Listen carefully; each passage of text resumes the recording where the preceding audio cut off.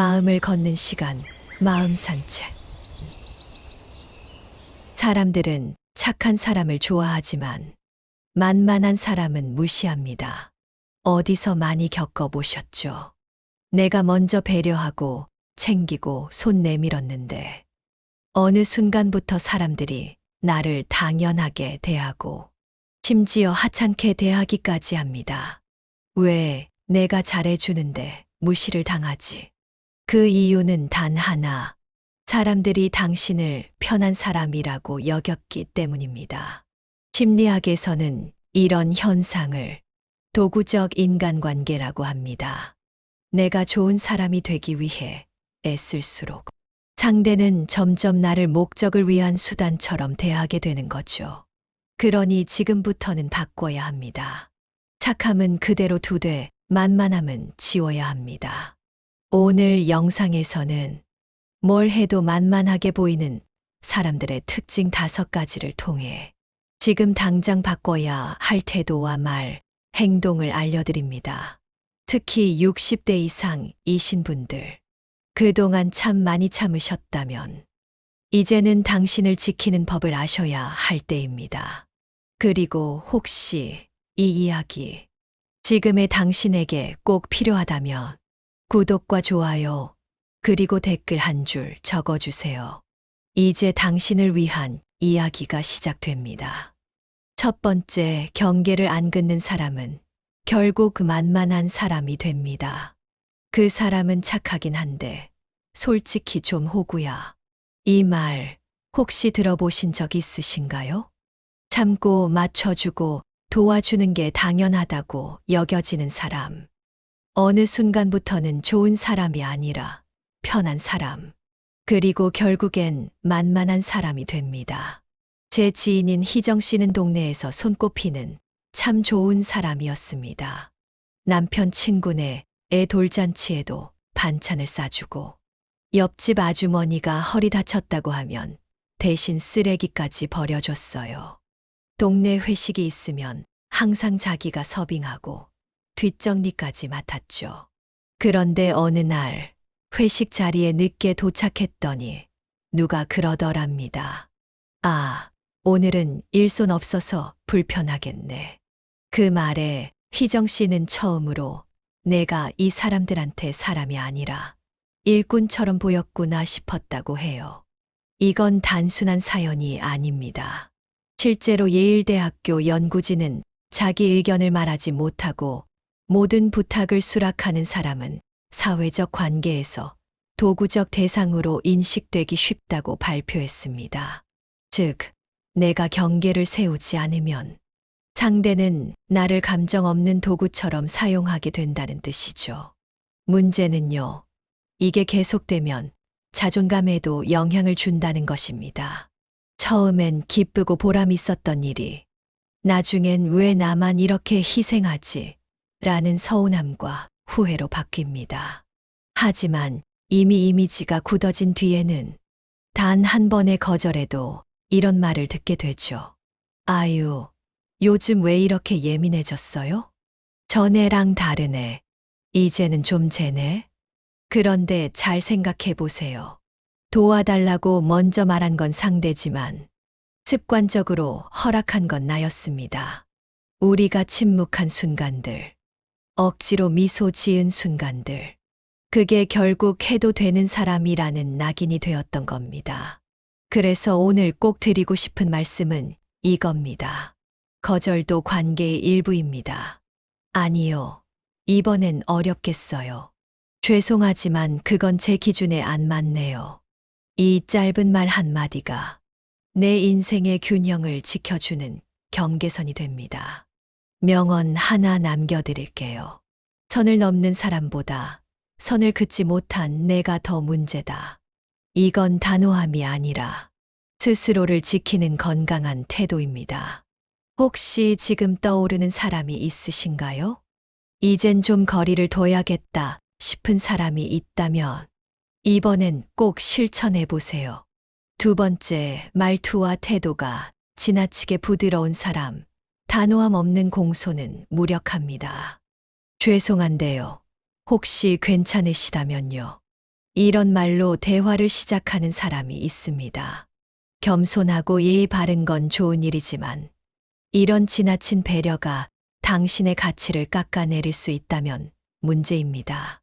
실제로 이런 말투를 습관처럼 쓰는 사람들은 상대가 쉽게 넘겨도 되는 사람, 거절해도 불편하지 않은 사람으로 자신도 모르게 낮은 위치를 자처하게 됩니다. 예전에 한 중년 여성분이 이런 이야기를 하셨어요. 모임에서 제가 뭔가 제안하면 다들 그냥 넘기더라고요. 근데 다른 사람이 똑같은 얘기하면 오, 좋은 생각이네 하고 다들 받아줘요. 왜 그럴까요? 그분의 말투는 늘 이랬습니다. 혹시 이런 건 어떨까요? 아니면 다른 거 하셔도 괜찮고요. 이런 식으로 말문을 여니 말의 무게감이 사라지고 설득력도 줄어든 겁니다. 결국 좋은 의견도 흘려듣게 되는 거죠. 장자는 이렇게 말했습니다. 자신을 낮추면 남도 함께 낮춘다. 상대의 존중은 스스로를 존중하는 태도에서 시작됩니다. 내가 나를 낮추는 태도로 말하면 그 분위기를 상대가 흡수하게 되는 것입니다. 하버드대 사회심리학 연구에서도 말투와 시선, 목소리 톤의 명확함이 상대에게 미치는 인상이 내용보다 훨씬 크다는 결과가 나왔습니다. 그래서 필요한 게 훈련입니다. 다음 3가지를 꼭 기억해 보세요. 1. 말문을 혹시요가 아니라 저는 이렇게 생각합니다. 로 시작하세요. 2. 말끝은 흐리지 말고 분명하게 마무리하세요. 3. 말할 땐 눈을 피하지 말고 시선을 정확히 마주하세요. 이건 타고나는 게 아니라 연습으로 충분히 바꿀 수 있는 기술입니다. 당신이 단호한 태도를 갖는다고 했어. 불친절하거나 모나게 보이는 건 아닙니다. 오히려 자기 경계를 세운 공손함이야말로 진짜 배려입니다. 혹시 당신도 혹시요 죄송하지만 으로 늘 말을 시작하진 않으셨나요? 댓글에 남겨주세요. 지금 이 순간부터 말투가 바뀌면 관계가 달라집니다.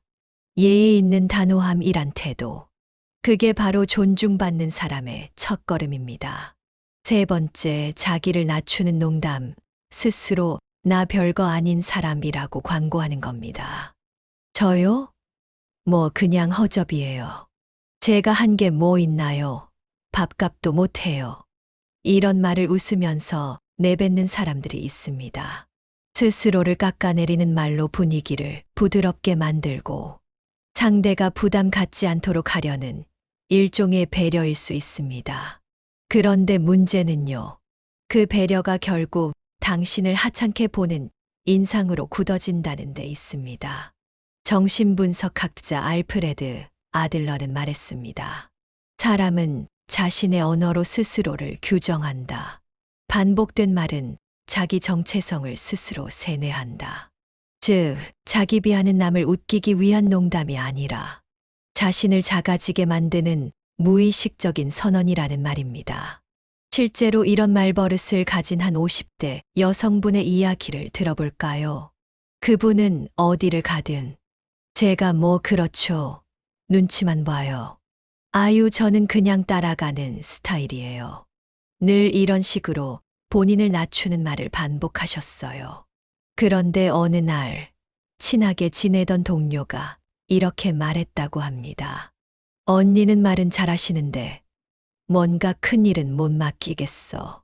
결국 그 말 한마디가 현실이 되었고 중요한 자리는 다른 사람에게 돌아갔습니다. 이런 일이 왜 반복될까요? 그건 말이 현실을 설득하기 때문입니다. 나는 대단한 사람이 아니다. 나는 책임질 만한 그릇은 아니다라고 스스로 광고하는 사람에게 누가 기회를 주고 신뢰를 보낼까요? 그리고 여기서 중요한 건 자기 비하가 처음엔 겸손처럼 보이지만 결국엔 사람들에게 당신이 하찮다는 이미지로 남는다는 점입니다. 말이란 무섭습니다.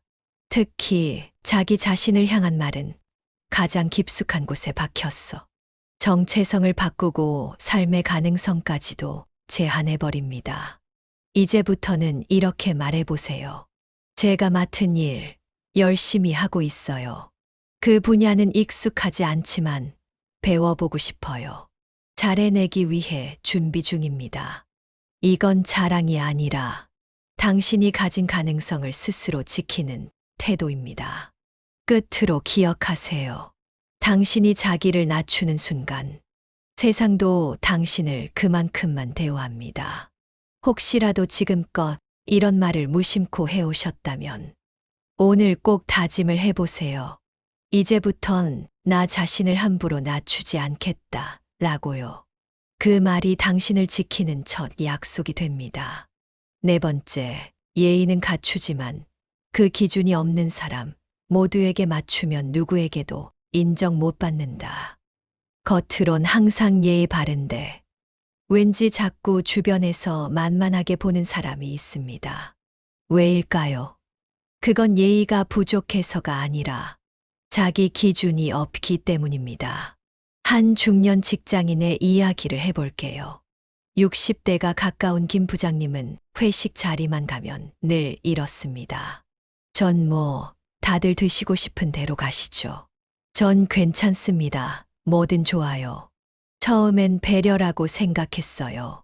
하지만 매번 그러니까 회식 메뉴는 항상 누군가 목소리 큰 사람 위주로 결정되고 김 부장님은 늘 맥주 한 잔도 제대로 못 마시고 조용히 앉아 있다가 먼저 일어나곤 했습니다. 결과는 어땠을까요? 후배들은 김 부장님을 존중해줘야 할 어른이 아니라 굳이 신경 안 써도 되는 사람으로 인식하기 시작했어요. 그 이유는 간단합니다. 기준 없는 배려는 결국 존중받지 못합니다. 말 그대로 모두에게 맞추려다 아무에게도 인정 못 받는 상황이 되는 거죠. 심리학자 브렌 브라운은 말했습니다. 경계 없는 친절은 자기 파괴로 이어진다.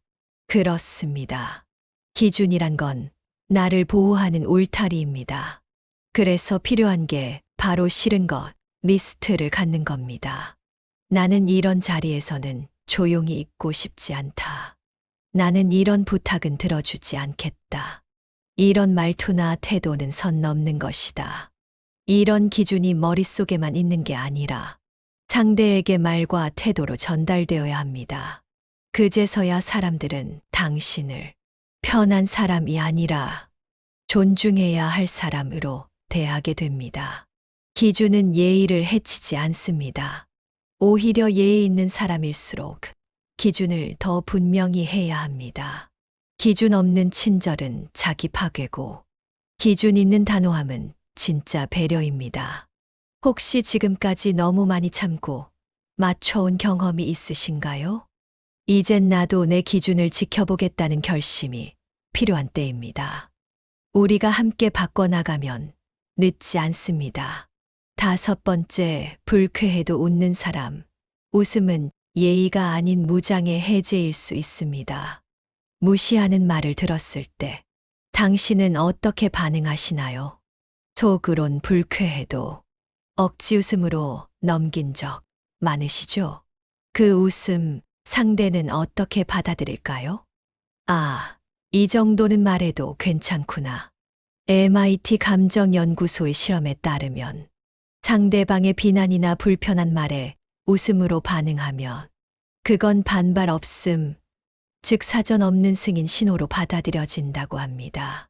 정확히 말해 당신이 싫다는 감정을 숨기고 웃는 순간 상대는 허락받았다고 느끼는 겁니다. 사례를 하나 들어볼게요. 60대 여성 A씨는 동네 지인 모임에서 늘 같은 친구에게 요즘 왜 이렇게 늙어 보이냐? 그 머리는 누가 잘랐냐라는 농담을 듣곤 했습니다. A씨는 기분이 상하면서도 에이 그 정도는 뭐 하며 웃으며 넘겼습니다. 하지만 6개월이 지나도 그 친구의 농담은 더 심해졌고 결국 다른 사람들까지 A씨를 만만하게 보더랍니다. 그 이유는 단 하나였습니다. 웃었기 때문입니다. 웃음은 친절한 무기이기도 하지만 경계 없는 웃음은 나를 낮추는 무장해제가 되기도 합니다. 그렇다면 어떻게 해야 할까요? 표정으로 반응을 보여주세요.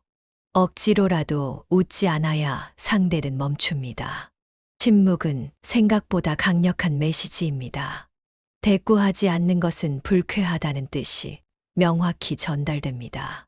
되묻는 질문을 활용하세요. 그 말 무슨 뜻이신가요? 그 얘기 꼭 해야 하나요? 이 짧은 한마디가 분위기를 단박에 바꿉니다. 예의는 미소로 완성되는 게 아닙니다. 때론 웃지 않는 단호함이 당신을 지키는 예의가 됩니다. 혹시 여러분도 웃음으로 상처를 덮어본 적 있으신가요? 이제부턴 웃지 않기로 했어요. 이 결심 댓글로 함께 나눠주세요. 우리의 웃음은 상처를 가리기 위해서가 아니라 기쁨을 나눌 때 쓰는 것이어야 하니까요. 사람들은 선한 사람보다 단단한 사람을 더 존중합니다. 이건 단순한 말이 아니라 인간관계를 오래 지켜본 사람들의 공통된 결론입니다. 살다 보면 우리가 잘해준 사람에게서 가장 큰 상처를 받을 때가 많습니다.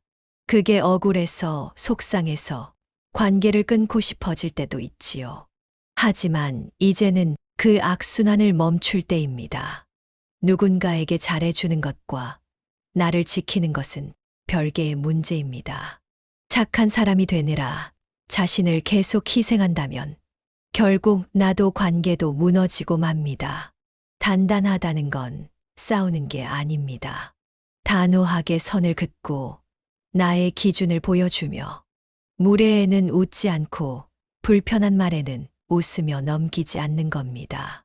그렇게 조금씩 나를 지켜내면 어느 순간부터 사람들의 태도가 달라집니다. 여러분은 어떤 순간에 나를 만만하게 본다는 느낌을 받으셨나요? 그 경험을 댓글로 나눠주세요. 당신의 이야기가 지금 누군가의 경계를 세우는 힘이 되어줄 수 있습니다. 그리고 이 영상이 도움이 되셨다면 구독과 좋아요로 함께 해주세요. 당신이 단단해지는 그 여정에 저도 함께하고 싶습니다.